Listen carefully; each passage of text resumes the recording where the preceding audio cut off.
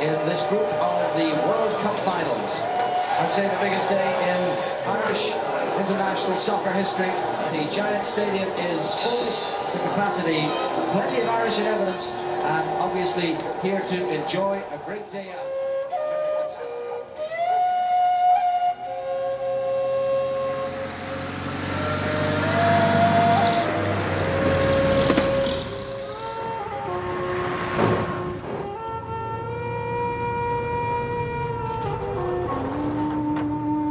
If you look around the ground here, it's full of Irish. So we've got to take in the atmosphere because the fans are. But easy, onto it comes Hunt. Hunt with a shot.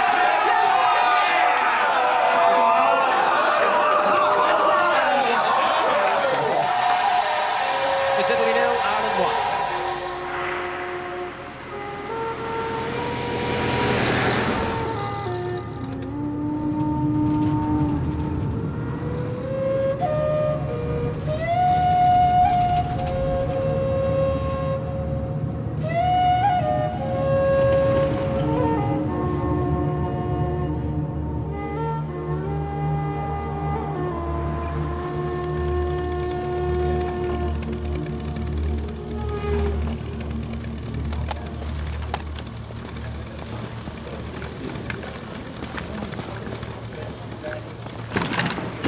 That's away by Costa Corta. Donadoni Roberto to Donadoni.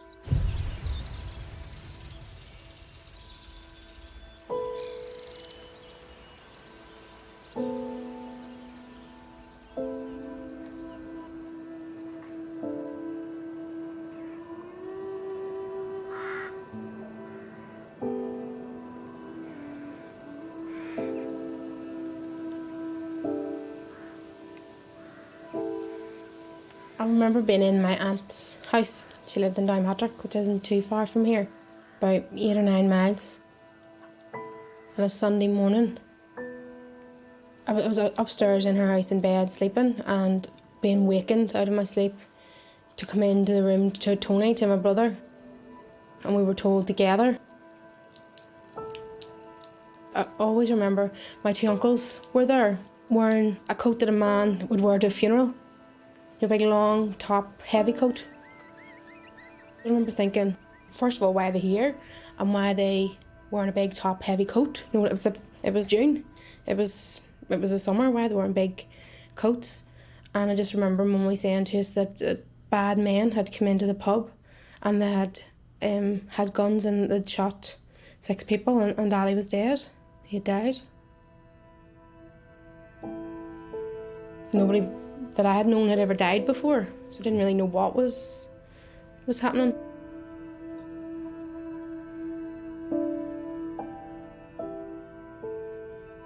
We just came home from Spain, we'd been on holiday, and my husband came down here to watch the match. So I came down to join him about 10:10, and when I came down, I met a local man at the door and he said, "Don't go in there, there's been a shooting." And for some reason I thought, there's a few boys around here who had went out and shot rabbits or whatever, and I thought, somebody's been in there with a gun and it's went off accidentally. And he said, no, don't go in. It's terrible, we need a clergyman. So I did come in, and what greeted me will haunt me to the day I die. Bodies just lying everywhere. The smell, the smoke was lingering, broken glass. I couldn't see it, I had to walk away, I had to run out, I couldn't.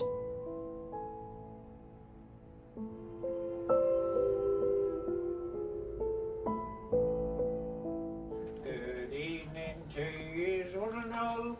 good luck to you, I say. I just come here to sing to you before I go away. Barney was a well-known character, with his pipe and his wee rosy cheeks. He was jovial. The night the massacre happened, where were you? What were you doing? Some of the things I can remember, but a lot of it blurs. It was such... it was horrendous.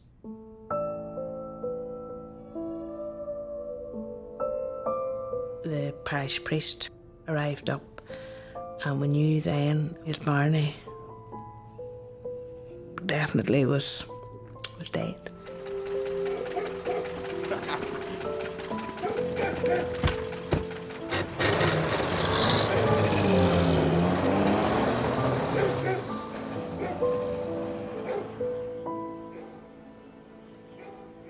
I was left in charge that day.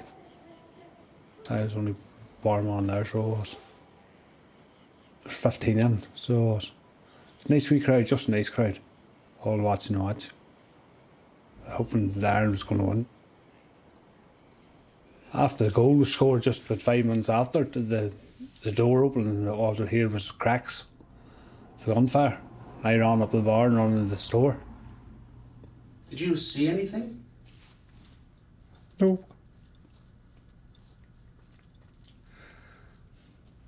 Just heard the cracks of the gun and run up the bar just to get away from it. I knew something was happening.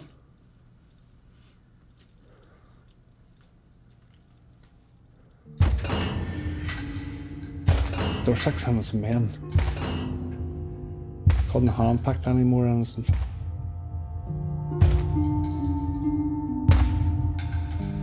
I was hitting the kidneys, so I was shot in the kidney. I was spent a week in the hospital. It was one of the lucky ones, if you can call it lucky.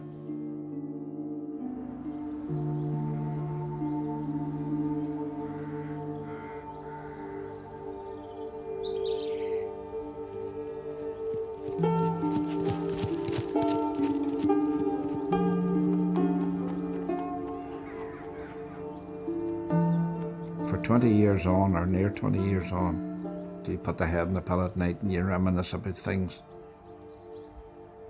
Never goes away. You were living, and these critters were dead.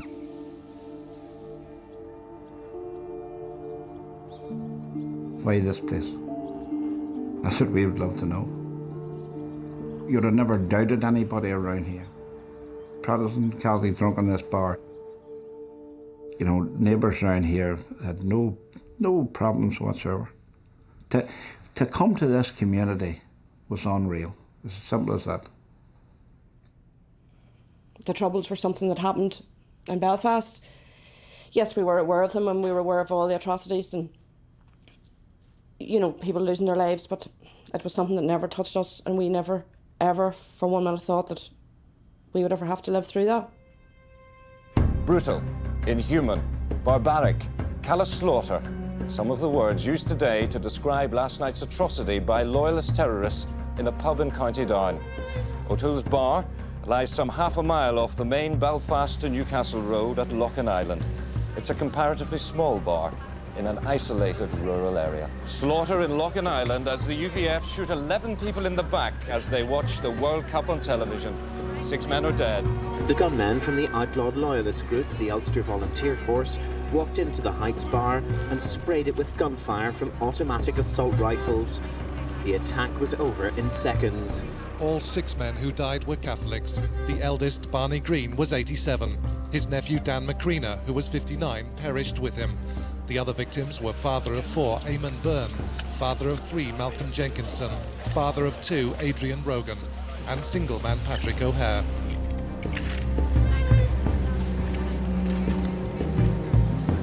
The bodies were piled on top of each other.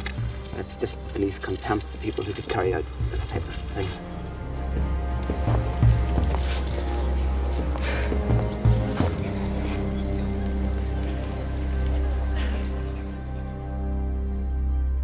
it was just a nightmare after that. Then it was the whole process of grieving and the funeral. Protestants and Catholics walked together as the hearse carrying Adrian Rogan, the first victim to be buried, passed the Heights pub in Loughinisland, where the 6 men were murdered. It was a very innocent way of spending a few hours in the company of friends, arguing over the progress of the game, delighted in the goal. I remember walking behind the funeral and my granny had me by the hand. Loughinisland, it's a close-knit community. I just remember being, I suppose when you're small and child, it was like thousands of people everywhere. To those who have done this, those who have killed these people, my message to them is this. I suppose some of you have families. Let's just picture a future conversation that you may have with your daughter, who asks you what you did in your so-called war, Daddy. And you will say, I killed a man of 87. He was sitting with his back to me. He was watching the World Cup. I shot him dead. She won't think that the record of a hero, will she? Now, I want to say this at the end. You are going to be caught sooner or later, the RUC. Never give up. And you will be caught and you will spend long years in prison. Thank you very much.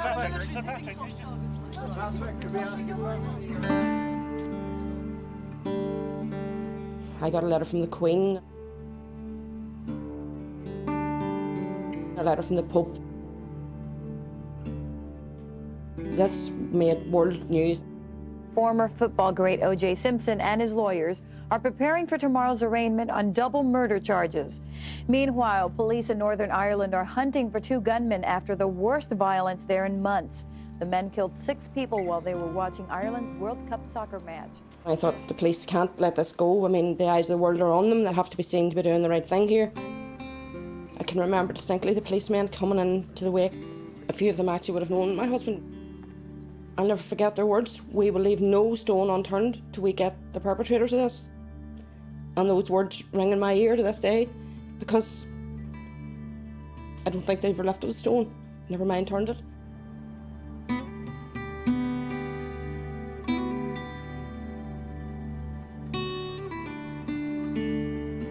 More than 20 years after the massacre, the Heights Bar is still in business. The bar's been rebuilt, but Aidan O'Toole, the man shot in the kidney, still pours Guinness for local farmers. I first came here to do a short film about the World Cup match, but I was haunted by the story of the unsolved murder. Why this pub? Why this village? What was at the heart of the mystery the victims' families were trying to solve? I was moved by their search, even as I knew they weren't alone.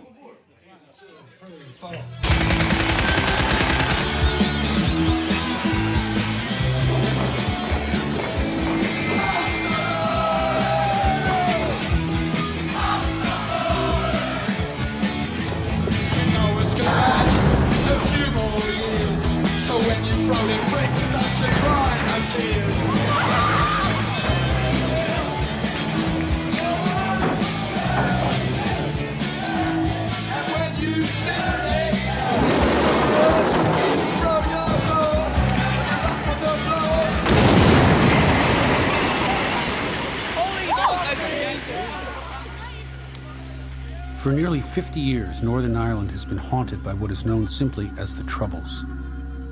It's fair to say that the origin of the Troubles was in 1922, the year Ireland declared its independence from Great Britain. As part of that agreement, Ireland was divided into 2 parts, the Republic of Ireland and Northern Ireland, a province that remained a part of the United Kingdom. By the late 1960s, Northern Ireland was tearing apart. An embattled Catholic minority, victims of legal and economic discrimination, sought civil rights and unification with the Republic of Ireland. Against them stood the mostly Protestant majority called Loyalists, who wanted to remain a part of the United Kingdom. Over time, both sides descended into terrorist campaigns, killing thousands of innocent civilians. For Republicans, the dominant force was the IRA. For Loyalists, there were a number of groups, including the UVF, which would take responsibility for Loughinisland. We can never accept any form of United Ireland unless the majority of the people accept it. UVF, when the Troubles started, 1968, when there was rioting and houses being burnt in the Shankill Road, they came to the fore as a sort of protector of the Protestants. The heartland would have been the Shankill Road, East Belfast, North Belfast, Portadown. That would have been more or less the centres with the UVF. And they got engaged in sectarian murders. So they would have went out and killed Catholics. The famous Shankill butchers were UVF. They went out and picked up innocent Catholics walking home at night and cut their throats, tortured them and killed them. They talk about soldiers in the Ulster Volunteer Force. They weren't soldiers. They were people who went out and murdered innocent people. You were involved in paramilitary activities going back to the 80s, and you were in prison. What were you in prison for? I was in prison for being a UVF activist and being involved in murders. Well, I come from a neighbourhood which is known as the Shankill in Belfast. And I suppose its historical significance, and the best way to describe it, is that it was a pro-British community. Quite a lot of people, when I was growing up, joined the British Army and went off and fought in conflicts all around the world.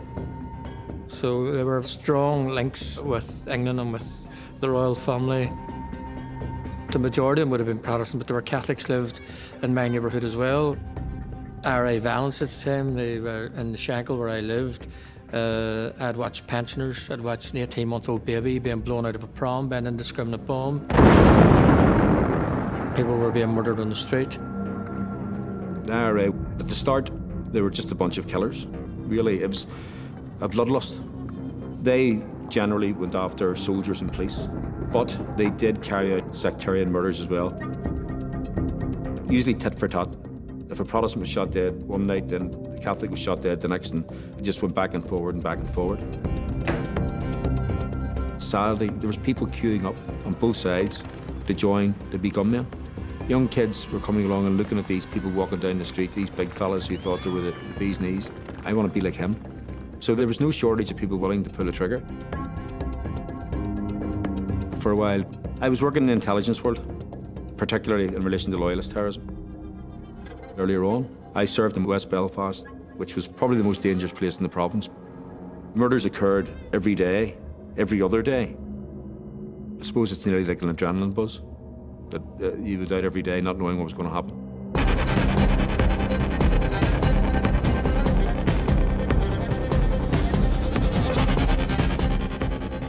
So exactly why did you decide to join the police, the RUC? I suppose it was because it was a job for life. But wasn't there a bit of risk at that time in terms of being in the RUC? That's why I'm smiling. It's a job for life if you live long enough. There was an element of risk, yeah, there was a risk. At that time, I had a personal protection weapon. I also had a shotgun, which was kept beside the bed. I taught my wife how to fire them both. Gave her the strategy that the shotgun would be shot down the stairs, and if it came to the handgun, we were in trouble. So far as the attacks on the RUC are concerned, the IRA seem to be justifying those in advance by its allegation yesterday that the police were torturing suspects.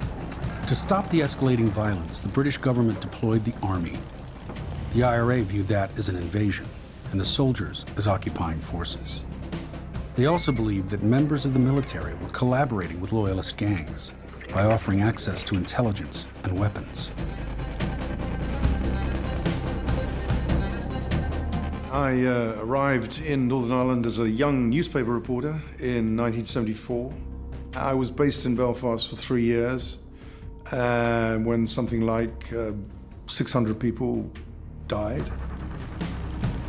In those days, the army was in the lead role in security. Police were in support of the army, not the other way around. So it was a quintessential insurgency. It was really a civil war. It was a civil war. The army are up here in the middle of Leonardoon Avenue. They'd come here after nearly a confrontation down the end. The bus station was crowded when a bomb went off without warning. It is a tragic, dangerous and absurd corner of the United Kingdom.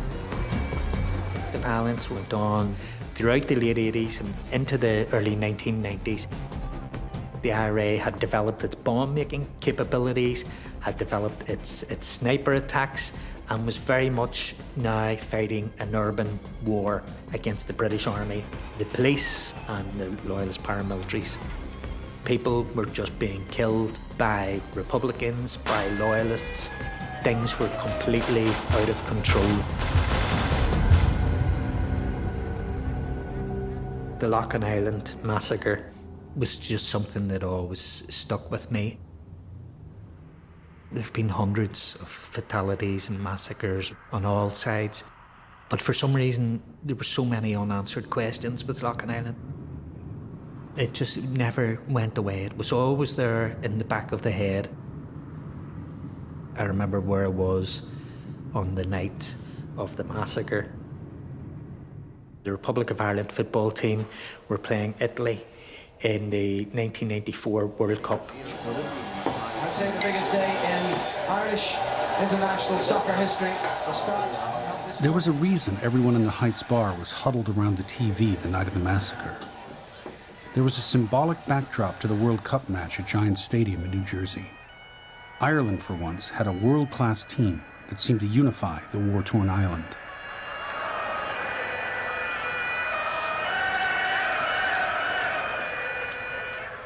One image I'll always remember is going out to the Meadowlands the day of the game and seeing these cars from everywhere. Alabama, New Mexico, Minnesota, California, all with Irish flags on them, and realizing, you know what, guys, this is a home game for Ireland. When we walked into the stadium and you walked in and you looked out, I just saw the sea of green.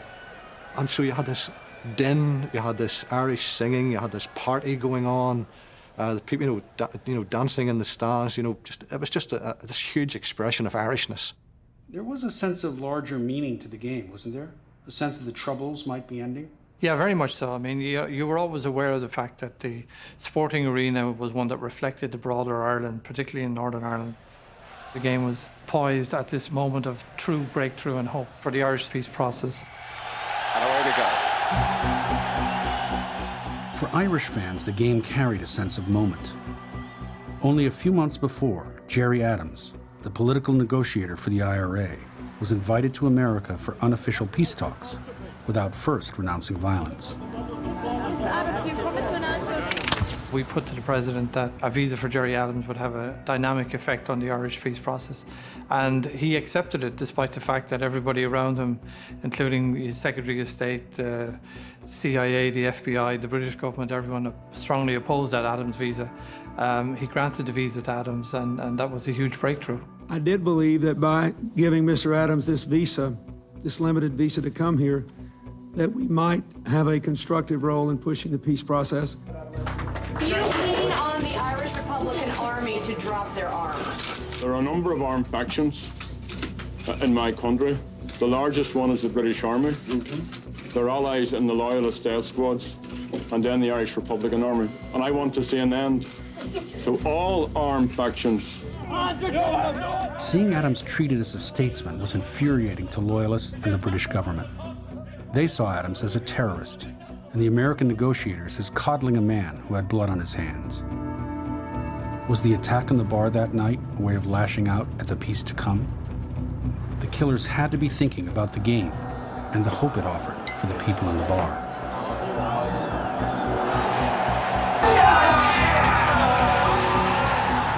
I was thinking, this can't last. But as the game went on, the Republic grew in strength and the Italians didn't fancy it. History has been made in the Giant Stadium.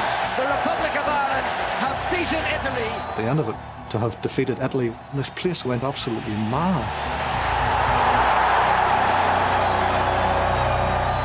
We'd gone down into the press centre and I rang the office to speak to the deputy editor, and I said, "This is brilliant, Jim. I mean, it's got to be page one tomorrow." And he said, "It won't be page one tomorrow." And I said, "Why not?" And he said, "We've had an atrocity here."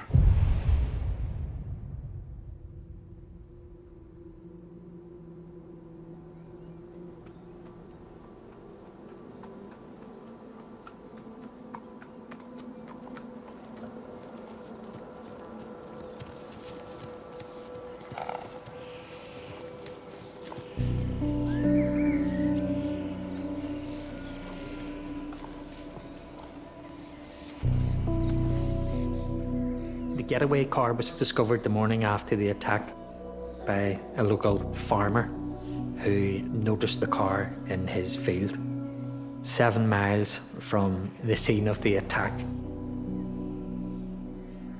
At that time, the usual practice for paramilitaries carrying out such an attack, they would burn the car to destroy forensic evidence.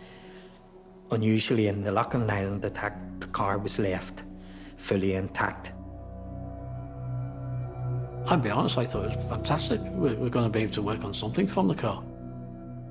You had hair samples, you had fingerprints.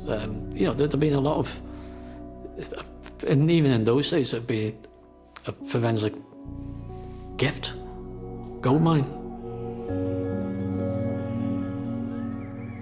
Within 6 weeks, it was August the 4th, 1994, the VZ-58 rifle, which had been used to kill everyone, was found in a field not far away from where the car was found. Nearby, a holdall was found containing gloves, handguns, balaclavas. There was a hair follicle found in one of the balaclavas. So there was a wealth of forensic possibilities. There was a series of arrests in July and August of that year, and there was an expectation, certainly the families hoped, that this was all leading to people being charged, the people who had carried out the atrocities being charged and being brought to justice. Yeah, at the time we thought that they were doing a good job. We were led to believe that they were doing a brilliant job, and the rest was only imminent. It was only a matter of time before there was convictions.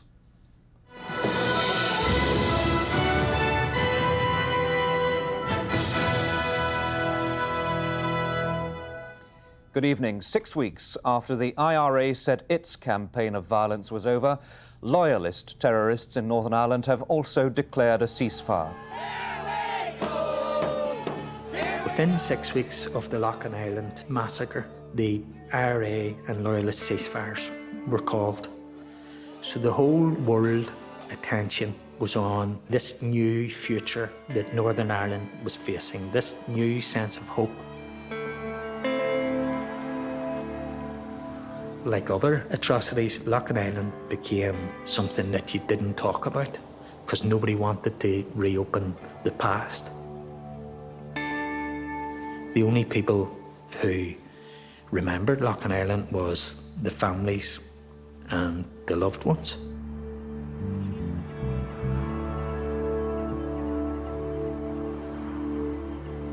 Time went on, and we chose to stay quiet because that was our nature, that was the nature of this community, just get on with your life. So we waited, and you know, we were drip-fed bits of information about people, suspects having been arrested, and we kept thinking, right, this is it now. And then after about, I would say, a year, 2 years, it just stopped. There was no contact. And again, we chose just to stay quiet and hope that someday somebody would be brought to justice. I think I, deserve the truth to know what happened. Like, my daddy was only 34, that's not much older than what I am now. Like, he was young, to me he was old. You know, he had a moustache and he was my daddy, he was old, I was 8, he was not an old man, but, like, and he was 34 years of age.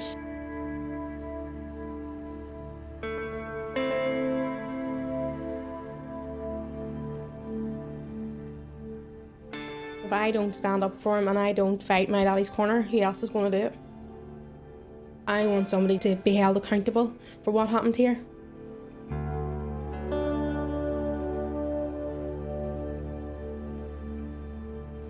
They've probably been the least vociferous victims of the Troubles. Relatives of the 6 men murdered by the UVF at Loughinisland 12 years ago this Sunday have never spoken publicly about the ordeal, their grief, or the lack of progress in the police hunt for the killers. But today the families gathered in Belfast to demand answers. 10 years with no information, no liaison with the families. We were kept in the dark. After the 10th anniversary, we got together and decided try and get some push on for it. Brought our solicitors in, Niall Murphy. I can think of no reasonable reason why any reasonable police officer... From the very first consultation with the families, there was just a sense that something wasn't right. All they ever wanted to know was what happened. By the end of 2005, we had 3 meetings with senior police officers. The police were saying, we have the boiler suits, we have the balaclavas, we have the weapons, we had the car. And I thought, had the car? Where is the car? Why not you have the car? Where's the car?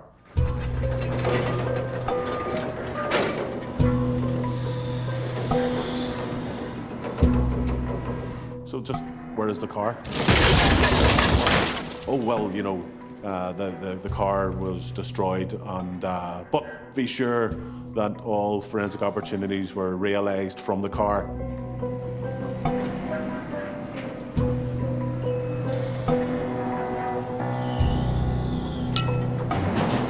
Hold on, you destroyed the car? The largest physical exhibit in the case, and you've destroyed it? The car wasn't the only thing that disappeared. All the transcripts of the initial interviews with suspects were also destroyed.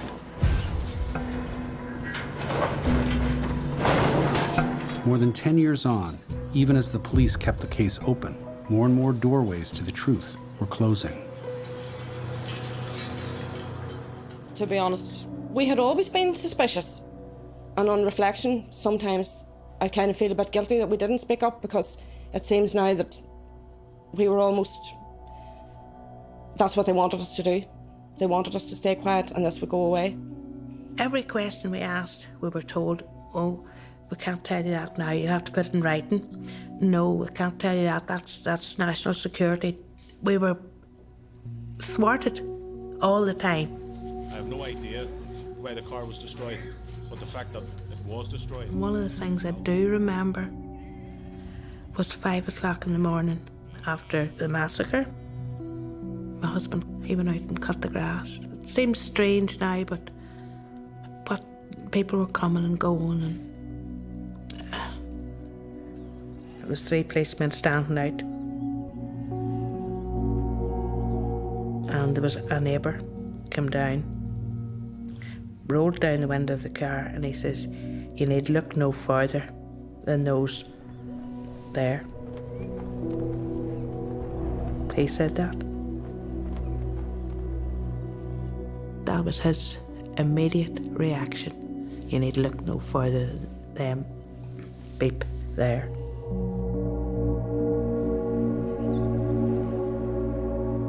Somebody came in here and murdered 6 innocent people. They were just left on the floor to die. And it's not even that they didn't do anything about it. Somebody somewhere helped these people cover this up, helped them get away with it. We want to know, how high does this collusion go? There were 6 innocent men, my daddy, and I want the truth. And I want to know why it happened, who allowed it to happen, and there are questions that we need answers to. Last week, the police who've been conducting a new investigation into Loughinisland arrested a man and a woman, but they were quickly released without charge. The Police Ombudsman's Office have confirmed that they have received a complaint from families in Loughinisland, and they say they're carrying out an investigation.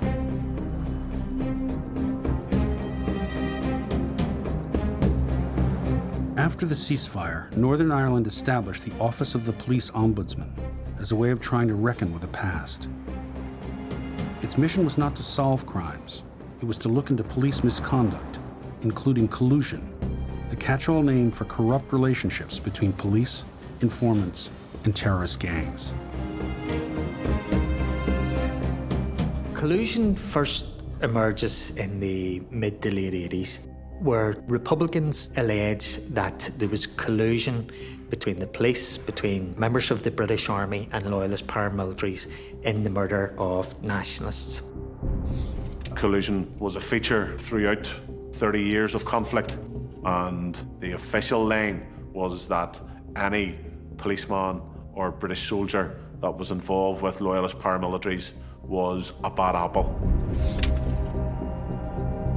You know, to a lot of police officers, collusion is quite a toxic word because it's capable of a very broad meaning, okay? And it doesn't easily fit into a sort of criminal code. I mean, collusion is a sense in which people are giving nudges and winks and nods. There is no criminal offence of collusion. However, if you were concerned that the police were either involved in killing your loved one or were involved in colluding with those that killed your loved one, the Police Ombudsman's Office had a responsibility to investigate your complaint. In 2011, the Ombudsman Al Hutchinson released the first report on Loughinisland. Hutchinson's report detailed some staggering facts about the case. Some evidence was destroyed. DNA links to the weapons were mishandled, and a police informant had been involved in the sale of the getaway car. That was the first time that those facts were presented in an evidence-based fashion. However, the one word that would not appear in that report was collusion. Al Hutchinson performed factual gymnastics to avoid that conclusion. We were really, really disappointed in that. And angry. Very, very angry. At one stage, I would have loved to put my 2 hands around his neck. I can remember at the press conference that day, there was one guy, he's a local fella here, and he did say, there's 2 words missing from this report, special and branch.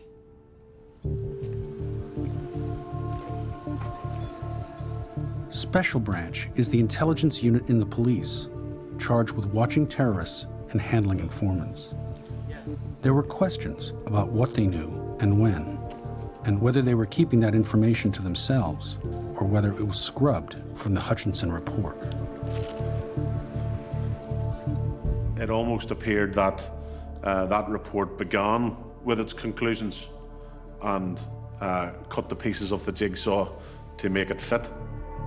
Last year, the then police ombudsman, Al Hutchinson, published a report which criticised the police inquiry but found insufficient evidence of collusion.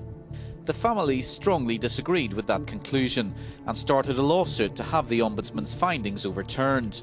This morning at the High Court, the current Ombudsman, Michael Maguire, agreed that last year's report should be quashed. We're delighted, we're vindicated. Mr Maguire can now go back and start again and hopefully come out with a report that gives us truth and justice. So the way's now open for the police ombudsman to start a new investigation. It's now been more than 18 years since the massacre at this bar. In that time, 16 people have been arrested, but no one's ever been charged with the murders.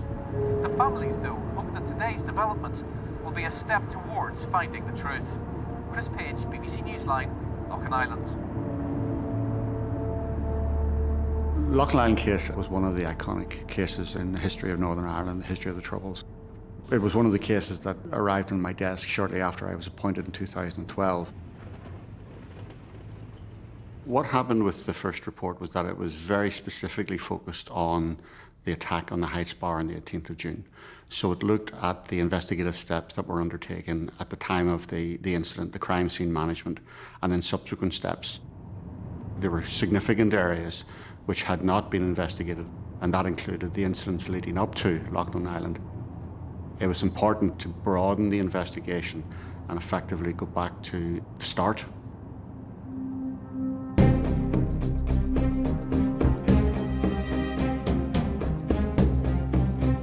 In 2013, Michael Maguire and his team started a new investigation into Loughinisland. Like Hutchinson, Maguire decided not to reveal names of sources or suspects. Police officers were identified by numbers, possible suspects by letters. Unlike the first report, Maguire's investigation looked much deeper into the case and what led up to the killing. The report confirmed that the UVF, a Protestant paramilitary group, was responsible for the Loughinisland attack. But the investigation disproved the UVF claim that there had been an IRA meeting in the bar. It had been a tit-for-tat killing. 3 days earlier, an IRA splinter group had shot dead 3 UVF leaders standing at a bus stop on the Shankill Road in Belfast. The UVF called for revenge, with orders for members to kill Catholics, any Catholics. People knew that there would be some kind of retaliation.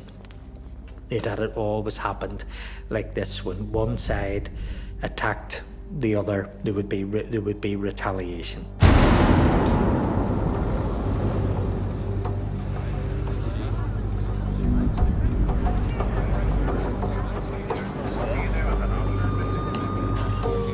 The initial police response to the attack on the night was, given the chaos and the terror that was surrounding the aftermath of that event, was as good as could have been expected. They did seal off the crime scene. They put out vehicle checkpoints. They put up a helicopter. We checked the flying time for that helicopter, and it was reasonable in terms of the amount of time it was in the air. So the initial response of the police to that attack to us seemed to be not an unreasonable response.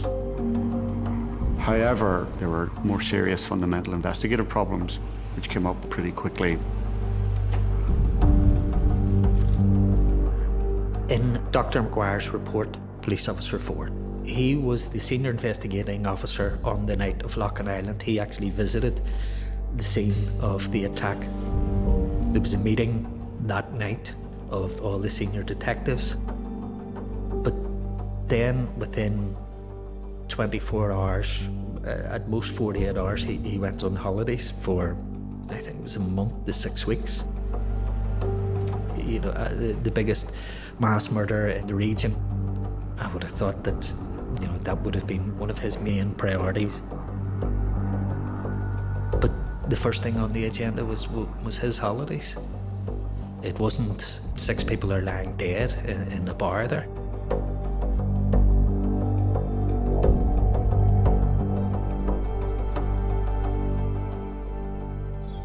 The following day, the 19th of June 1994, the vehicle is found abandoned in a field.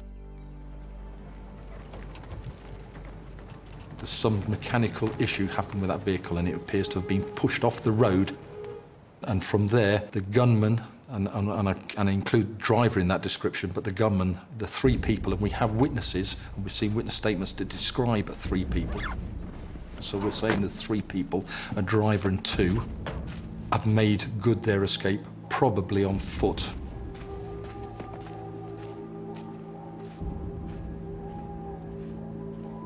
What is utterly frustrating is the poor investigative practice conducted by the police. There was no forensic examination of the field afterwards, and I know sometimes it sounds as though what you're going to do with the field, but actually the potential to harvest evidence from a field is very good. The relevance of things like botany, vegetation, soil typing. If you can take soil samples from somebody's shoes or clothing, what you can do is potentially connect somebody to the field. If you can connect them to the field, you may be able to connect them to the car. It's a rolling process, but if you don't conduct that and you don't gather it in the first instance, you lose the opportunity to do that.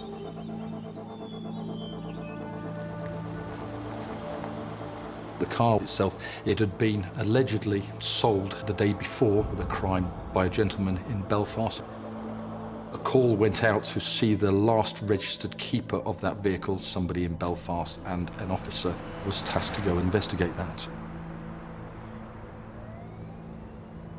So I was briefed to go down to Belfast and interview several people. Most importantly, the person who sold the car shortly before the shooting took place, because obviously that's going to be the link to whoever's doing the shooting.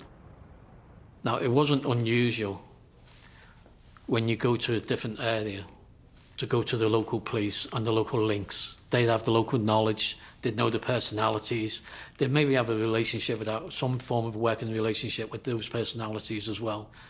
What was unusual on this occasion is that I went down, I was told who I could speak to, who I couldn't speak to, and the people that I spoke to, what they would be saying, but just as importantly, what they wouldn't be saying.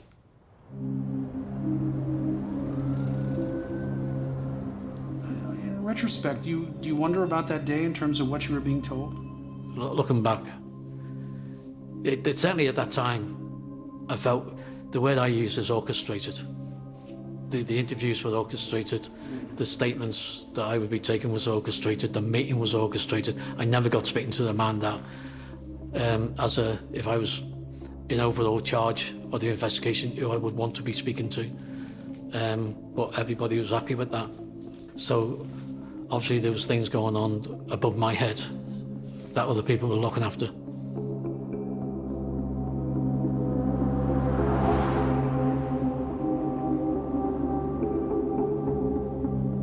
Later on in that day, special branch officers met with the senior investigating officer and senior members of the investigation team and verbally articulated those persons they believed would be responsible for the Loughinisland atrocity.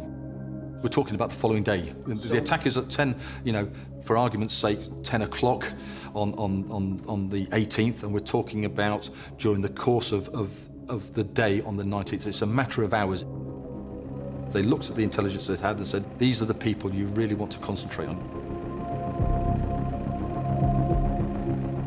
The day after the massacre, Special Branch suddenly revealed intelligence about the suspects that they had been keeping to themselves.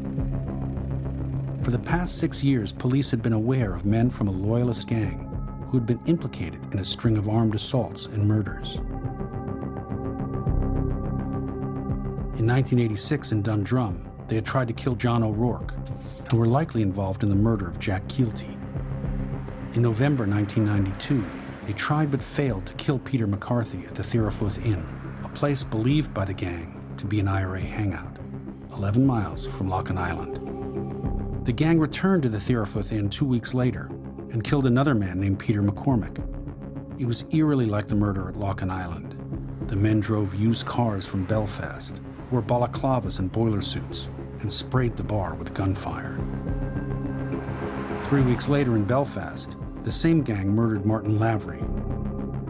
The weapon used, a 9mm Browning, was later found in the duffel bag used in the Loughinisland massacre. None of the members of the gang were ever charged for committing any of the murders. Speaking to Special Branch officers, their intelligence effort in the early 90s, they did begin to collect intelligence around the suspects in those murders. The problem was that they didn't share that intelligence with the detectives that were investigating those murders.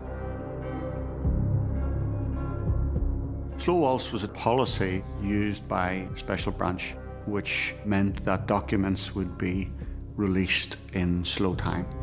It's usually there to protect the source of that information. So you had this situation where investigators were dealing with a bit of the information but not knowing the bigger picture. And certainly the bigger picture in the context of Loughinisland was the sense that there was this gang in operation and they were involved in serious criminality. In McGuire's investigation, the 5 suspects were identified only by letters, persons A, M, K, I, and B. The ringleader was Person A. In 1988, Person A was a member of the British Army who lived a few doors down from a loyalist club, Clock Orange Hall, where police investigating the Keelty murder found a revolver, a submachine gun, ammunition, and an army photo record, a montage, with images of suspected IRA members. One of them was targeted for killing by the gang. Person A's fingerprints were on the montage. He was arrested and charged, but never convicted. When Person A was released, the arresting officer remained concerned about the threat posed by Person A. That detective was so concerned that this individual was a soldier by day and a terrorist by night, that he was so concerned that he lobbied as much as he could for him to be thrown out of the British Army. How exactly would you characterize Person A? I would characterise him as I would characterise them all, as ruthless. Absolutely ruthless. Serial killer? By definition, yes. So within 24 hours, They had the car. Special branch were able to come down and tell the investigators the names of the suspects. However, was person A arrested that day? Was his door kicked down his hallway? Was he trailed into a police station and asked to account for his movements? Was his house searched? No. Person A wasn't arrested in the first sweep of arrests in July 1984. In fact, person A wasn't even arrested until almost 2 months later. We don't know why he wasn't arrested in July, with the other individuals. His house was searched. Whether or not it was a case that he wasn't there and there was work out to locate him, I just don't know. One of the difficulties that we found in doing our investigation was that the policy logs that you would have expected with the senior investigating officer that would write down, I have decided not to arrest this person because I want to get further information or because I want to do, something else. All of that documentation wasn't available to us. It no longer exists because of an asbestos problem with a police station.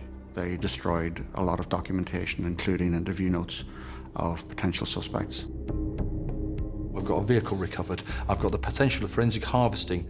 If I can hit somebody early enough and there's a weak one amongst this team, they might start tumbling. How come they didn't do it? Good question. I don't know.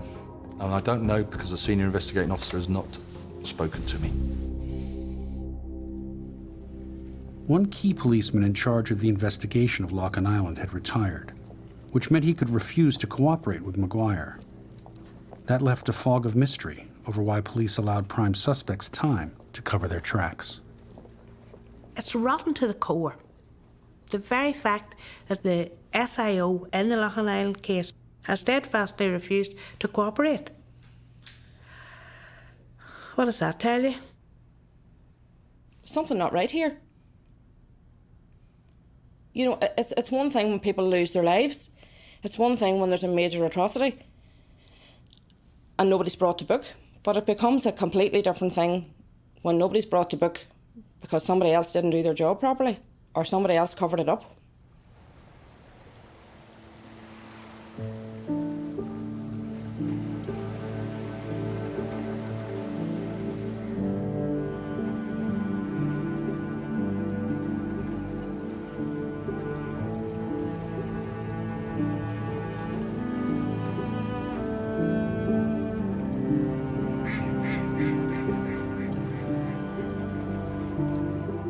The family suspected that the investigation might have been mismanaged on purpose, possibly to protect an informant. Throughout the Troubles, the British government used informants, called touts, to infiltrate terrorist groups and provide intelligence. Let's talk about the British government's handling of informants. Were there problems balancing the benefits of information gained with the cost of protecting dangerous sources? Well, that's always it's a most difficult issue because right through the period of the Troubles, some people very bravely stood up and said, this is destroying our country, destroying the province. A lot of people's lives are at risk, and a lot of people very bravely provided intelligence which prevented serious outrages taking place. Now, the question then was whether they were being properly handled, whether it was accurate information, and whether they were people who could be fully trusted and were working at all times within the law. So you have an informant who's working in an organised crime gang. At what level is that individual allowed to work at? Is he allowed to lead that organisation? Does he go to the very top of that organisation? And what dangers is that? Is he then part of planning the operations? And of course, if you don't authorise them to do it, their fellow comrades and gang members will want to know, why is this person not, why are they not taking part in this? This issue was kicked around officials year after year. Everybody wrestled with how do you make something that's manifestly criminal, not criminal, and no one could do it. However much they tried, no one could fix it. People made decisions at high levels to continue running sources who weren't nice people. These people, you wouldn't want to walk through your door. You didn't like dealing with them, but unfortunately, they still saved lives.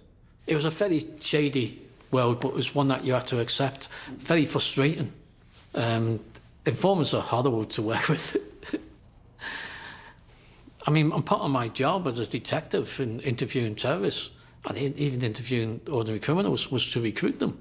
And on some level, certainly on a criminal level, you'd operate informants, as any detective would. They were essential. But what's emerging is there's maybe more of it allowed to go on than it should have done. And just who was running them is a different question. You had the police who would be running informants, but you also had the military who would be running informants. The organisation that I went to prison for, the Ulster Volunteer Force, the likes of the police and other people have infiltrated them. People in British security services definitely, were recruiting people and putting them into organisations. And in some cases when the police are doing this, they're just looking for people to give them information, not big bits of information, but then if they grow the person big enough in that organisation, then, it's more than information. It's about how do they destroy the organisations, and they do it from within. They create confusion, they give misinformation, people start to get killed. The danger of running highly placed informants came when those agents, under the protection of the state, started killing people. One of the most famous examples was not from the UVF, but from the IRA. He was a highly placed tout responsible for the torture and murder of other touts.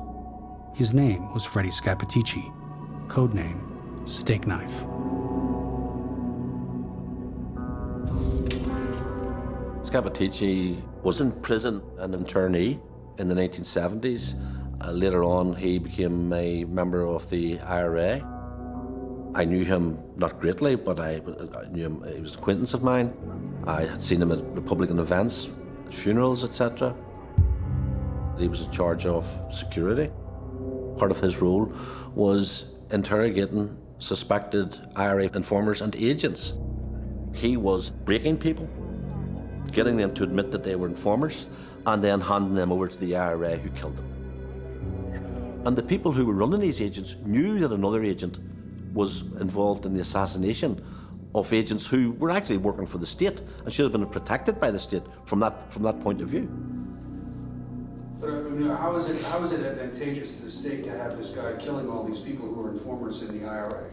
Because my understanding is that the people who Scappaticci were interrogating were people who the IRA at a lower level suspected of being informers, so their value to the special branch or to British intelligence had run its course. And so they saw a further advantage in having their man, Steak Knife, be the person who says, that person's guilty, I have broken him under interrogation, he should be executed. To be clear, it was the IRA that was doing the executing. But since British agents were running this system of touts, the state's moral standing could be compromised by the knowledge of crimes committed. That gave informants power over their handlers. Freddie Scappaticci was charged. Freddie Scappaticci would say to his handler, if I'm going down, you're going down. And the handler would turn around and say to the British government, if I'm going down, number 10 Downing Street is going down as well, because you knew all along about the dirty war, but what we were asked to do and what we were doing. The paper trail will lead to 10 Downing Street, and they cannot allow that to happen. There's a picture of Scappaticci which sort of captures just how surreal the secret world of agents had become. He's walking behind a man who was a former senior member of the IRA. Next to you, the coffin of his brother, Ruby Davison, who was in fact an informer. So we have Gerry Adams carrying the coffin of an informer, Scappaticci, who was an informer, and there's another informer beyond the picture who was responsible for this murder in the first place. It's sort of madness. This is the British government involved in assassinating people. It was as if they were sitting in their parlours in Surrey or in Kent playing war games with our lives here.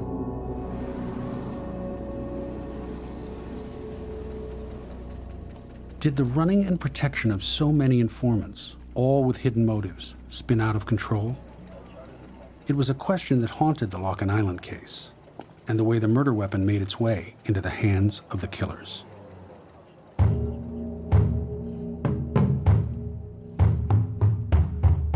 The weapon that was used in Loughinisland was a VZ-58. It's a Czech-made assault rifle. It looks like an AK-47. People recognise, and it's often called an AK-47. If that weapon was used in Loughinisland, how did it come into the province? To trace how the weapon got into the hands of the UVF gunmen, you have to understand the story of the arms race between the Loyalist paramilitaries and the IRA. The IRA was the first to smuggle in powerful weapons from overseas. They made a deal with Gaddafi's Libya to provide them enough military ordnance for 2 infantry battalions, including machine guns, surface-to-air missiles, and Semtex explosives. The IRA brought the campaign to the British capital, London. For a number of years, the IRA exploded bombs in the city and all over England, from subway stations to financial markets. One mortar attack nearly killed the Prime Minister, John Major. The audacity of the attack has shocked Londoners. The van evidently stopped for several minutes just outside the Ministry of Defence on Whitehall. The British Parliament is only a few hundred yards away. The IRA had certainly come to the conclusion that a bomb in London was worth 10 bombs in Northern Ireland. It was one of the best strategies the IRA ever had, because our opinion in Northern Ireland was that the British government believed it was an acceptable level of violence. A policeman getting killed in Northern Ireland, a young Catholic getting murdered, a Protestant getting murdered, a soldier getting murdered, didn't mean much. The English people, they really didn't care, to be honest. You take the war to England and you put them under pressure, and that's what they did with the London bombings, a few of those, and other bombings later on. The English campaign by the IRA led to threats of escalation by the Loyalists. That raised questions about whether the British government tried hard enough to stop the Loyalists from getting bigger and better weapons. For Loyalist paramilitaries, there was a strategic decision to do what they call return to serve. So by attacking the Catholic community and by terrorising the Catholic community, this was a way of bringing the game as they saw it to the IRA, thereby, in their view, putting pressure on the IRA to stop their campaign. And they needed weapons to be able to do that. As part of our investigation, we found a document which talked about an informant. He was reporting to Special Branch in the late 1980s. He said that Loyalist paramilitaries were preparing to buy a shipment of arms from overseas. Did the British state bring those weapons into Northern Ireland? Is that what you discovered? No, I wouldn't go so far as to say that. Did the state know that weapons for Loyalists were coming? Did the state know? The state, clearly from what we've seen, the state knew that there were plans afoot to bring weapons in.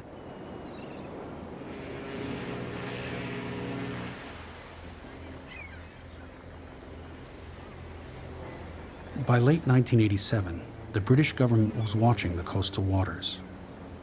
Police knew that Loyalist gangs had robbed a bank to buy a cache of guns from South Africa. In late December, informants told the military and the police that the weapons were nearing Northern Ireland, hidden under floor tiles in a container ship. Then, mysteriously, the government lost track of the vessel, and the guns landed somewhere near Belfast.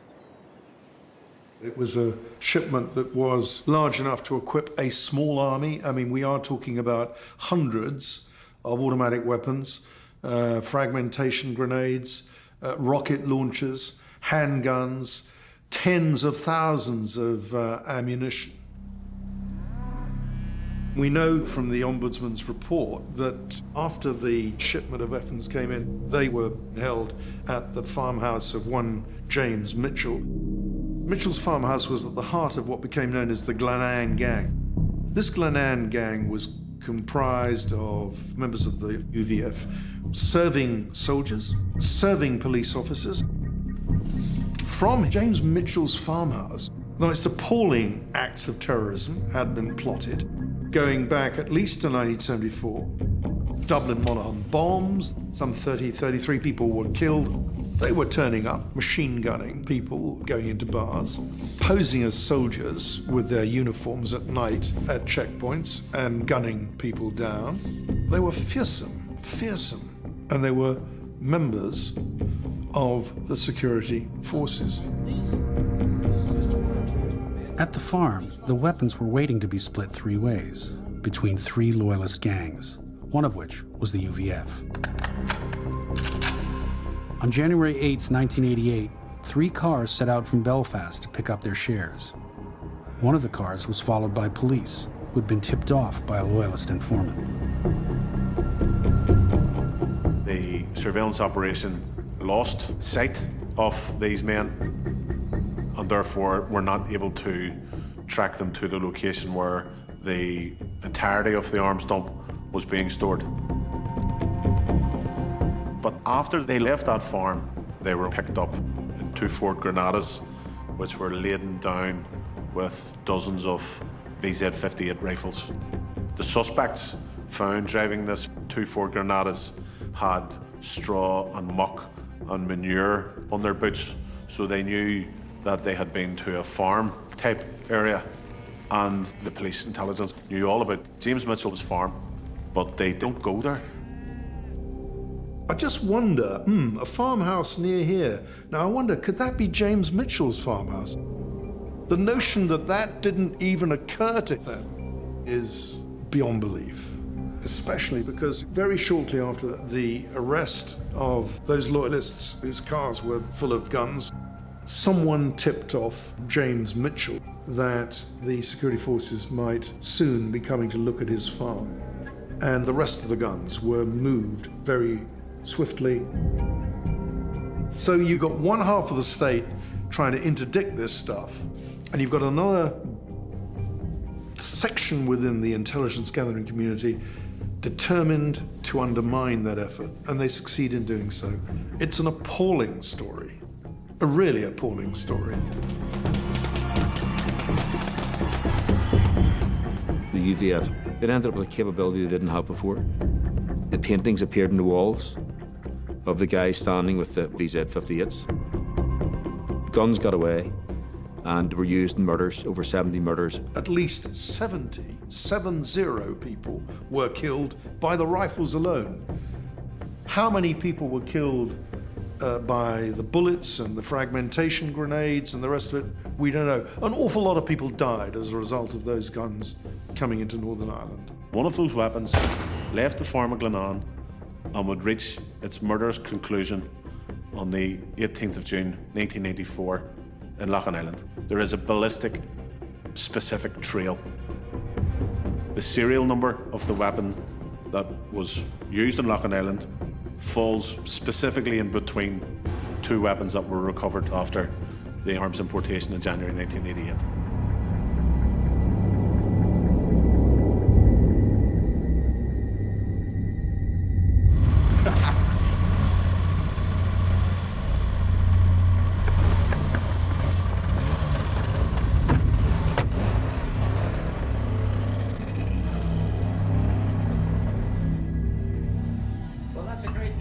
Start. That's certainly the team playing but heaving as if they were indeed among the elite and deservedly so.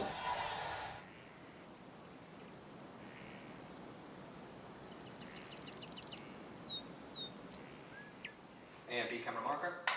So, about 6 months after the massacre, police had a significant breakthrough when they received an anonymous call. From what I understand is that the call was made to a confidential reporting line maintained by the RUC, and basically wanted to pass information as to the potential identities of people involved in the shooting at Loughinisland, and gave names in relation to that. And were those names the same names of the suspects? They're all relevant names, yes. Oh yeah. And it wasn't too far later when it was followed up by written anonymous letter delivered to a local councillor that again articulated the same information and naming the same people as being involved. But you weren't able to ascertain whether the police knew who this anonymous source was? Yes, the police knew who the source was, yeah. And do you know how they knew? Alex, you're taking me into an area that I don't really want to go to because of the constraints within which I operate under. I mean, the police had information which they could have exploited. In my view, they didn't do it particularly well. I think that's all I'm prepared to say at this stage. How exactly were the police able to identify this anonymous caller, given that it was anonymous?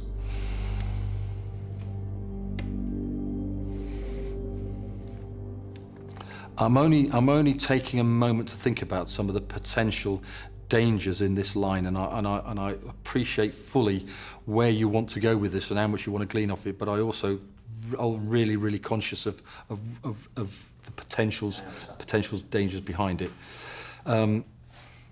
Because I can answer that, but I know what your next question is going to be, and at that point I would shut you down completely, because I'd be asking the same question, being in your shoes. Was there any other evidence or any other information that came? Of course, I wanted to know the name of the anonymous caller and whether it was the same person who had written the letter, but the investigators weren't talking.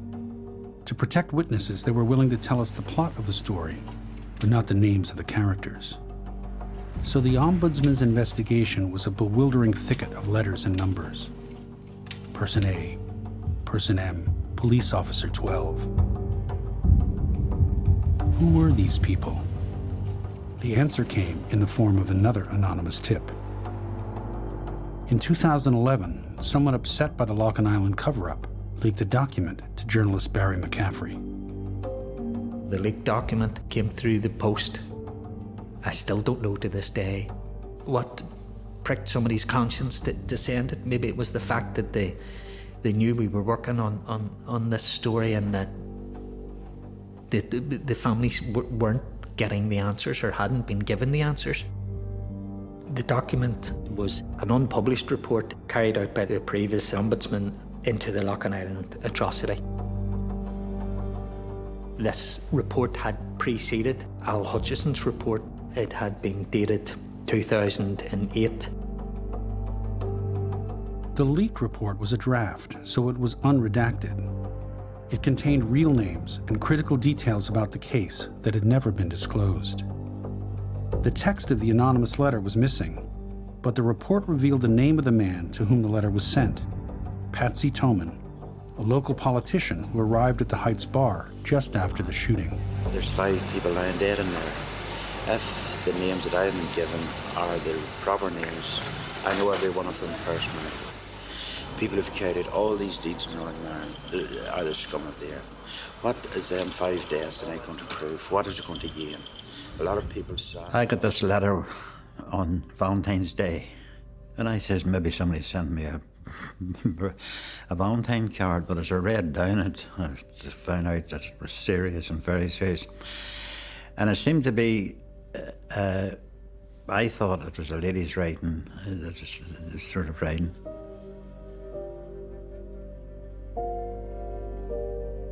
Dear Mr. Toman, I am writing to advise you of certain facts that I think would be of interest to you.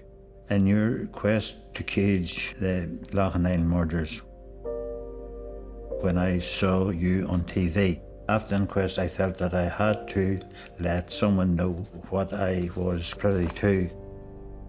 The men arrested after the murder were indeed close to the culprits. The commander of the operation. No, I'm sorry, I'm not going to read it. No, they were after me once, they'll be after me again. Patsy had reason to be afraid.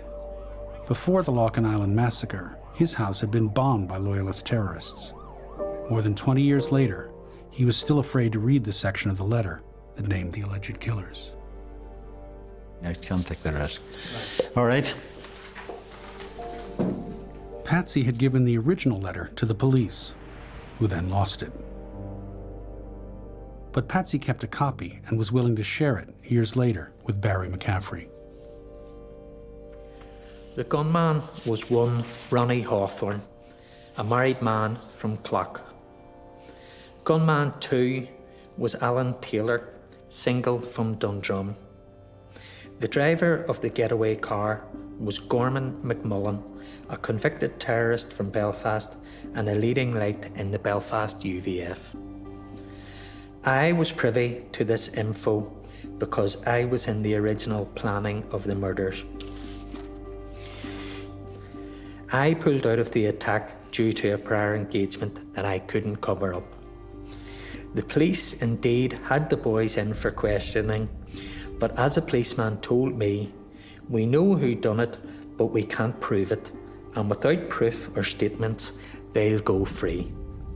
Hawthorne and Taylor, they took part in the attack on the Thurifirth pub in Kilcoo a few years ago, and various other incidents in the area. This information will somehow ease my conscience, but will never fully clear my name. But I do this for the family and children of the men who were slaughtered in Loughinisland. Contributed, may we all live in peace.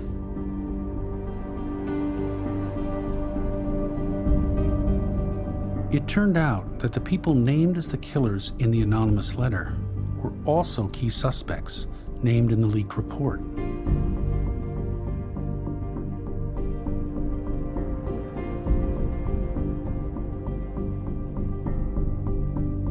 Were these the same people that McGuire had focused on in his investigation?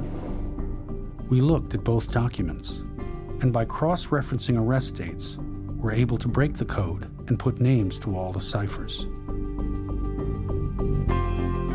Person I was Gorman McMullen, named by the letter as the driver. Person M was Alan Taylor, named as the man who held the door. Person A, accused of being the ringleader of the gang and the gunman, was Ronald Hawthorne. The leaked document revealed something else. The author of the anonymous letter and the person who made the anonymous phone call were one and the same. Hilary Hawthorne, the wife of Ronnie Hawthorne. We don't know what Hilary Hawthorne looks like. There are no images of her or Ronnie Hawthorne online. We found an article about Ronnie's arrest for the photo montage. We found Ronnie and Hilary's marriage certificate. They were married in a Presbyterian church in Clough, a few miles from Loughinisland, 10 years before the killing. He was 24, she was 18. Did she know then what kind of man she was marrying? We also know that Hilary was close to local police. A detective told me she had actually worked in the canteen of the Newcastle police station. That's how they recognized her voice when she made the anonymous call. Brought in for questioning, Hilary Hawthorne admitted writing the letter. Area police said she did it to punish her husband for cheating on her. What's hard to understand is why she was never charged with a crime. She was indeed arrested, but we don't know what she said in the interviews because police fortuitously destroyed those notes, and we don't know why she wasn't charged. But the line in this letter that states, I was privy to this information because I was in the original planning of the murders, how this one person was not charged before the court with conspiracy to murder, and who knows what the author of this letter would have wanted to do in terms of perhaps even turning state's evidence. We don't know because she wasn't charged. The question of why leads to the man who interrogated Hilary Hawthorne, Police Officer 4, Detective Inspector Albert Carroll. It turns out he was the deputy SIO in charge of Loughinisland, but left on vacation the day after the killing. He had also been involved in 3 other murder investigations regarding the Hawthorne gang. He retired in 2011. Barry McCaffrey went looking for him. Where did you find Albert Carroll? In a small village in France.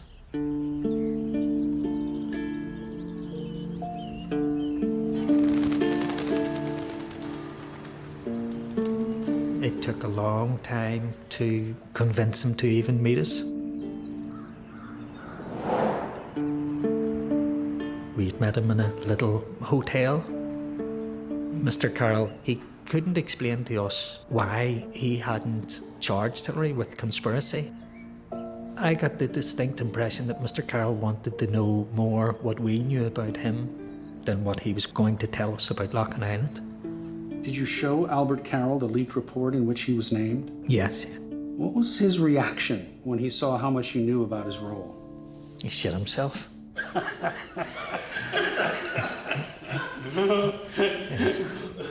Yes. He was very defensive. Yes, yeah. Yeah, he was very defensive and edgy. Carroll was keeping secrets. But he did reveal a new detail. When Hillary was arrested, Ronnie was there. Ronnie knew about the letter and why it was written. But instead of charging Hillary or using her to get to Ronnie, Carol let her go, with a vague promise that she would help make sure that her husband wouldn't kill in the future. What do you suspect is the reason Hillary was never charged? I suspect that the author of this letter wasn't charged to ensure that the police's wider intelligence agenda was not disrupted.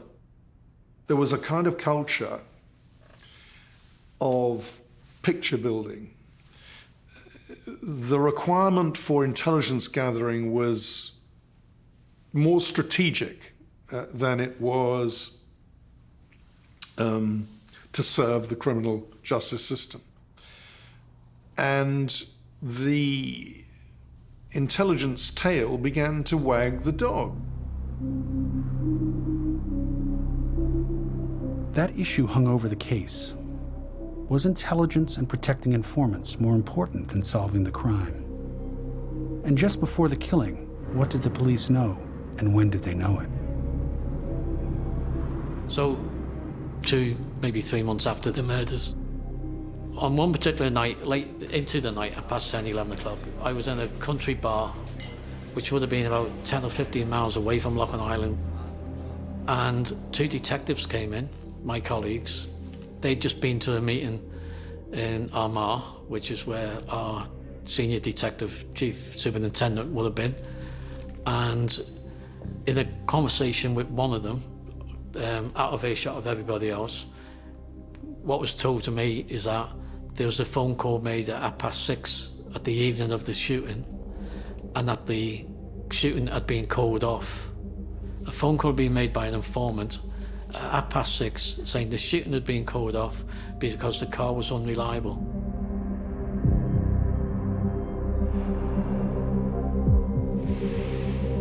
We know that the killing wasn't called off. But did Special Branch know before the murder that there was a plan and that the killers were having problems with their car? On the day of the Loughinisland murders, person I was seen in Newcastle talking to persons A and M in Main Street. It is known that persons A, M, K and B are aware that there was a mechanical problem with the vehicle. According to the letter, person A was Ronnie Hawthorne, the gunman. Person I was McMullen, the driver. Person M was Alan Taylor, the man who held the door. An informer told police that the 3 of them were on Main Street in Newcastle? Yeah. At tea time on the 18th of June 1994, a phone call was made to Frenchie's Bar, either by person A or person M, asking to speak to person B urgently. How did Special Branch know that? I can't tell you that. I know how they get to know that, but I can't tell you that, I'm sorry. It's perfectly legitimate how they know that. Was there a bug on the phone? It's not. Was one of the people involved an informer? All I will tell you is that we've seen intelligence that says one of the legitimate suspects in the investigation was a police informant and continued to be for some time afterwards. And it could be more than one, or at least one? At least one. I mean, we've specifically identified one within the suspect group that for our investigation purposes was relevant, but there certainly could be more than one within that, but we're only concerned with one. By and large, on the ground, people wanted to solve crime and catch criminals. But in Loughinisland, informants were involved, and that's where the lines become blurry. Had the event ran its course without any informant, it was just a straightforward murder that nothing could be done about, nobody knew about it. But then when something could have intervened and it doesn't, that raises a lot of questions.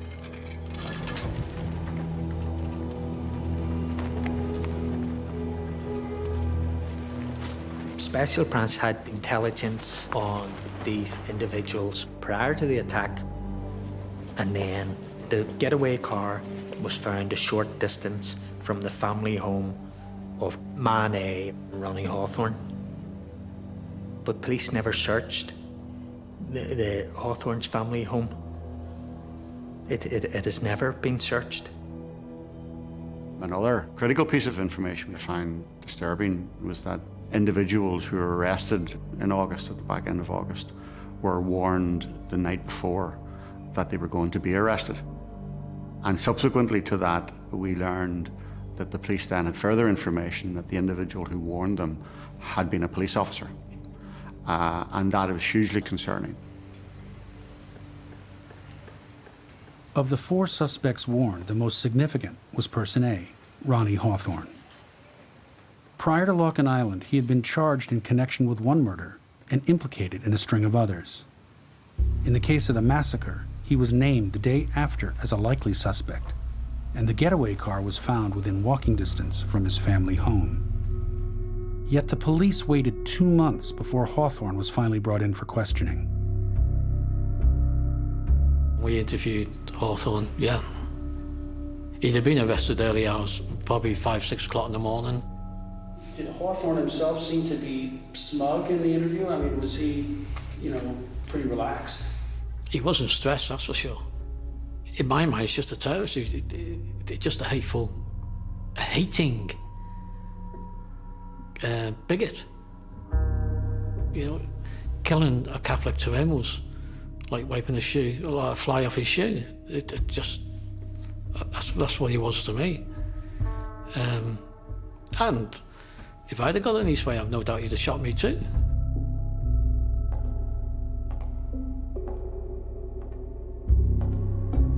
Inside the police station, the interrogation was more than a little strange. The actual questioning about Loughinisland only lasted for about 10 minutes. This was a kind of a charade. It was like, I have to talk to you about something, but we're just pretending here. We have to be here for 2 hours. Let's have a chat. Okay? We have to be here for 2 hours. Like, you killed these people. You were the gunman. No, I wasn't. Like, we're not going to get anywhere there. You're not going to admit it. That's fine. Let's have a chat. Then the conversation turned away from interrogating Hawthorne to encouraging him to commit a murder, to kill an IRA gunman who posed a threat to the detective. So this detective spent most of the time telling Hawthorne that if he doesn't kill this Catholic gunman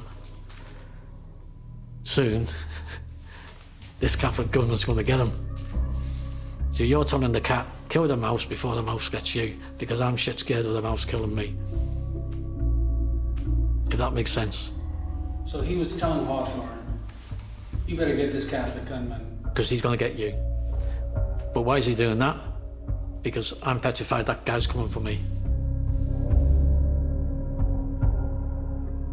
And then Hawthorne was released from Armagh Goth Barracks, probably about 6 o'clock next night. It was just disgusting. It was. 5 years later, Hawthorne was arrested again. DNA testing on the hair found in the duffel bag revealed a match to Hawthorne's family. But within a day, he was released due to insufficient evidence. I never wanted to believe there was collusion in any of the murders I was at, but Loughinisland, you'd have to say someone who's been protected. And the truth is being withheld from the families. There was no drive at all to solve a murder.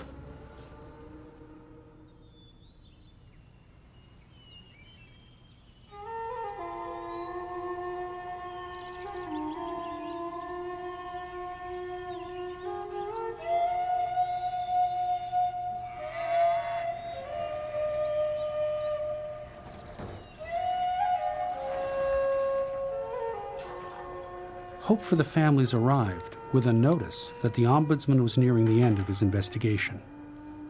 In the spring of 2016, I traveled back to Loughinisland for the moment in a private meeting with the victims' families when Maguire would reveal what he had discovered. What do you think the outcome of this will be? I don't know. I'm really afraid to think about it. I don't want to think about it either. It's like, it couldn't be any worse than the last one. But you can't hold out much hope.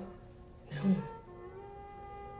We've been let down so many times. We don't want to be getting our hopes up again. No, but... It's hard to believe that after all this time they might eventually admit the truth. Hopefully.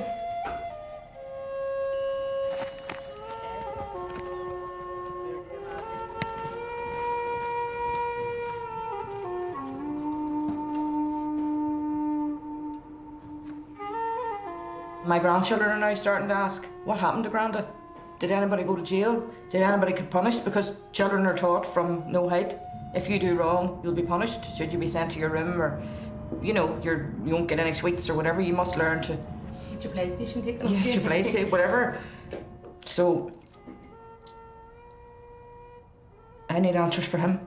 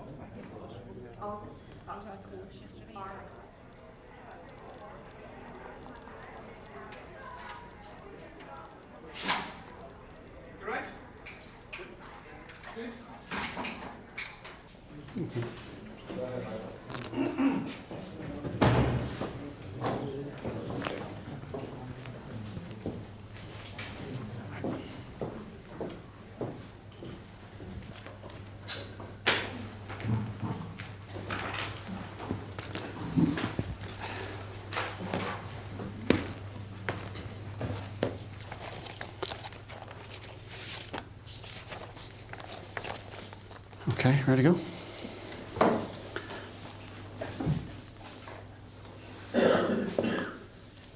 Well, good afternoon. Good afternoon. Today has been the day that we've been waiting for. It's been a long journey, longer than it should have been, I think. And I'm certainly aware of people that would like to have been here but can't through the passage of time, and my sympathies to those families. Thank you for sticking with me as we inch closer to the publication of this report. I appreciate your patience, even though I recognise that at times we didn't deserve it, but I am grateful for the fact that you've worked with me while we've inched towards the publication of this document. I'm going to tell you my conclusion, and then I'm going to tell you how I arrived at that conclusion based on the information that we have received. When I looked at all the information which I will spell out this afternoon, I have no hesitation in saying that collusion was a significant element in relation to the killings in Loughinisland. The report is divided into three areas. The arms importation in 1987, the events prior to the attack at Loughinisland, and the investigation into the attack itself. To fully understand what happened in the village of This is 22 years that these families have waited patiently, with dignity. They have campaigned ferociously. Everybody knows the pain and trauma that you have gone through. And I think that the memory of your loved ones has had dignity restored to them. That's all we ever wanted, was somebody to tell us the truth. That's every single person in this room. All we wanted was the truth of what happened. It's just hard to take in. There's parts of it that you have to kind of park up because I couldn't take it all in. Sorry.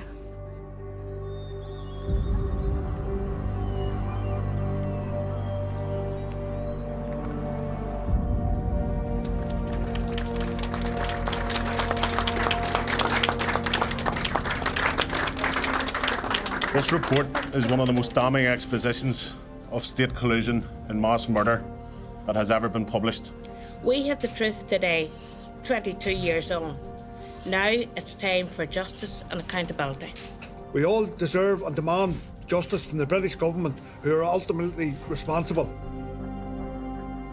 Well, this was the tip of the iceberg, but there's still 2/3 of it buried below.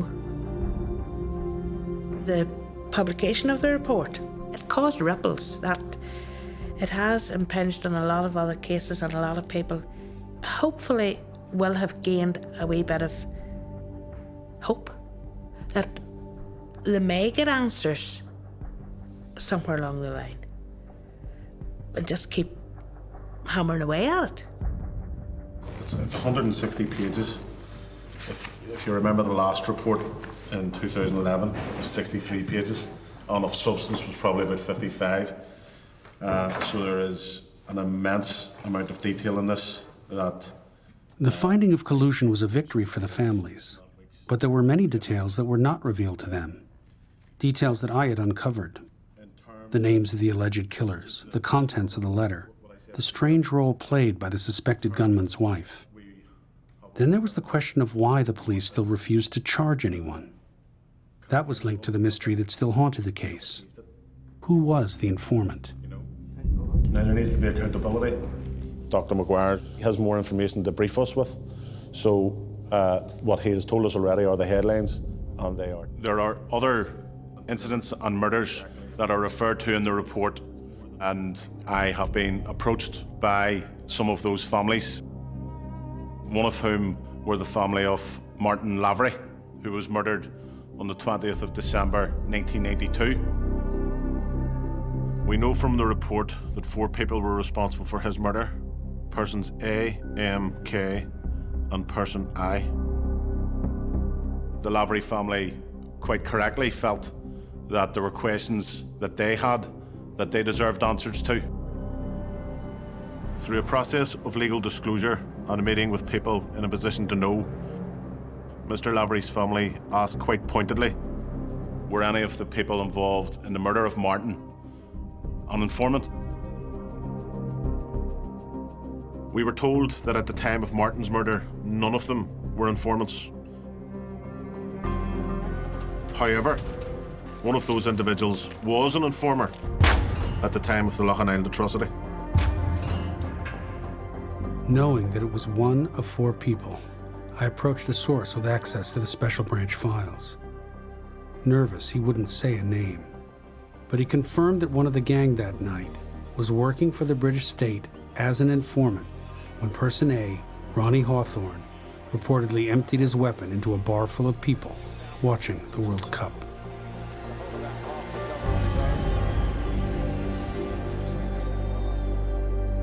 One of the things we learned, it's not really in the Maguire report, is that among the gang that killed your husband, there was at least one informant. Had you heard that? No. Does that surprise you? Not really. Nothing surprises me anymore.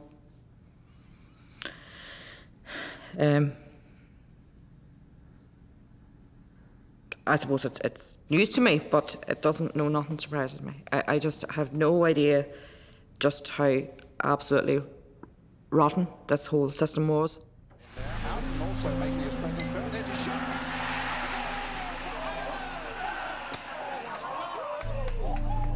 I told the families what I had learned about the massacre that went beyond the Maguire report. The names of the suspects, and my suspicions that they were still being protected by some part of the British government. The person named as the second gunman, Alan Taylor, left Northern Ireland in the late 90s and was last seen in England.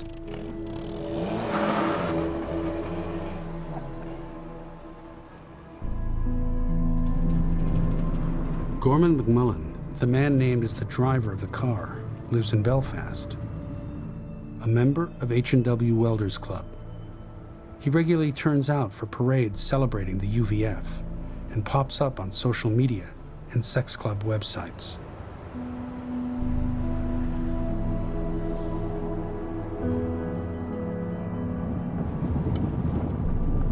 If you drive 4 miles from Loughinisland, you can find a country road scattered with lovely houses where person A, Ronnie Hawthorne, lives. He's still together with his wife, Hilary, who named him as the gunman. When calls and letters failed to get a response, we hired a private eye to see if we could find out what they look like.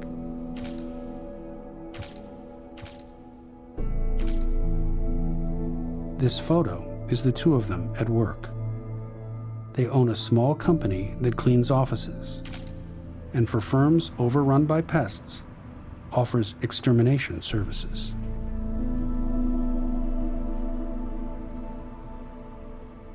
They were local people, just up the road from us. They're still living nearby yet. It just makes it unbelievable. It bothers everybody that they're living in there. But even if they're just named and shamed, people could walk on the street and look at them and say, you murdered 6 innocent men. Then there was some closure.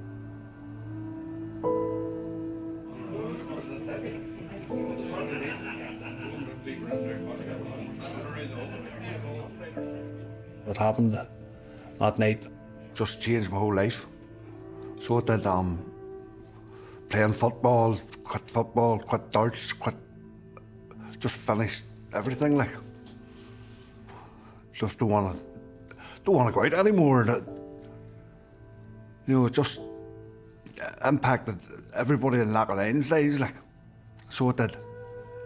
Just left them in a sense of fear and injustice.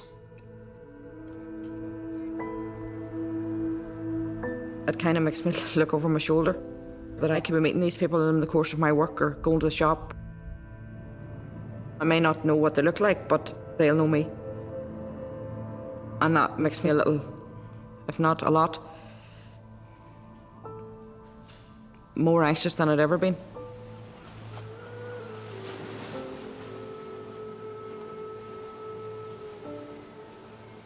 It's hard to understand why, more than 20 years after the crime, when so much is known about the suspects, that they can't be prosecuted.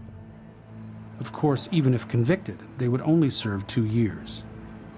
In order to bring peace to Northern Ireland, that was the deal made under the Good Friday Agreement. For every murder involved with the Troubles.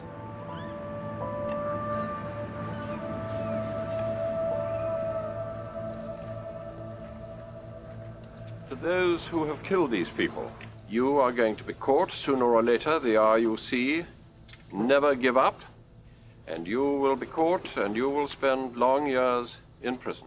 Thank you very much. The government were trying to use us as pawns to try and bring peace to Northern Ireland.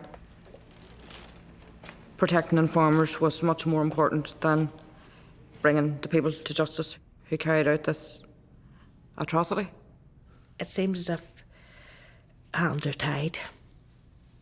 That. What do you mean?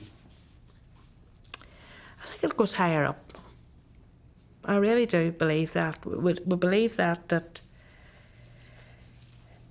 it goes as far up to the right to the top.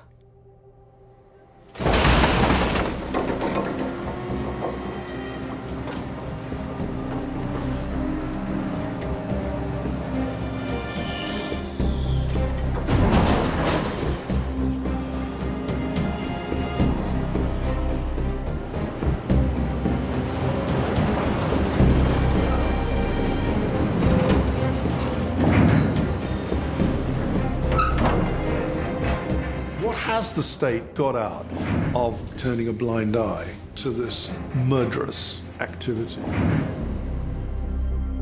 It's very hard to come up with an answer, isn't it? It would have to be pretty damn good. I can't imagine what it might be. In fact, I'd go so far as to say the reward couldn't possibly ever match the consequence of those deaths. The reason Loughinisland is important is because it's another insight into the kind of compromises that we as a state made on moral and legal standards.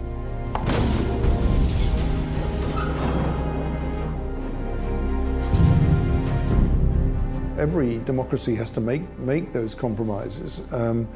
We, I think, made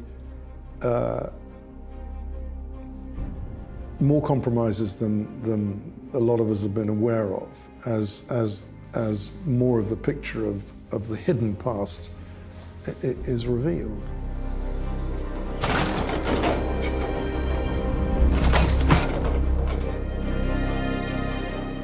Year after year, the past is set aside to make room for the future. But for families of victims, that's hard to accept. They need to dig back and reckon with what happened and why. Surrounded by mountains of records with many of the answers, government officials decide each day what they think is good to remember and what is better to forget.